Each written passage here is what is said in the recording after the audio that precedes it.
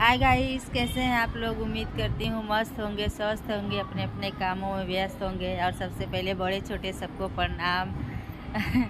देखिए, कल तो आई हूँ गांव से, टाइम से वीडियो नहीं डाल पा रही थी, उसके लिए मैं माफ़ी चाहती हूँ। आप लोग मुझे माफ़ कर दीजिएगा, क्योंकि टाइम से वीडियो नहीं डाल पा रही थी। और आप लोग को बताई थी कि मेरे पति को पीलिया है, यहाँ पे सूरत में नहीं अच्छा हो रहा था, तो गांव लेके जाना पड़ा। फिर गांव से इलाज हुआ तो अभी ठीक है भगवान के दया से। और मेरे सब्सक्राइबर जितने हैं, जितने लोग मेरी वीडियो देखते हैं, सब लोग के आशीर्वाद से और दुआ से अच्छे हैं। आप लोग दुआ करिएगा भगवान से कि मेरे पति जल्दी अच्छे हो जाए, एकदम अच्छे हो जाए। और भगवान करे आप लोगों को सारी दुनिया की खुशी मिले। और क्या बताऊँ, यही बोल सकती हूँ। और मेरा भी सपोर्ट करिए आप लोग। मेरी व्यूज नहीं जा रहा है, प्लीज़ आप लोग कमेंट करके बताइए कैसे व्यूज जाएगा। और वीडियो की यही करती हूँ।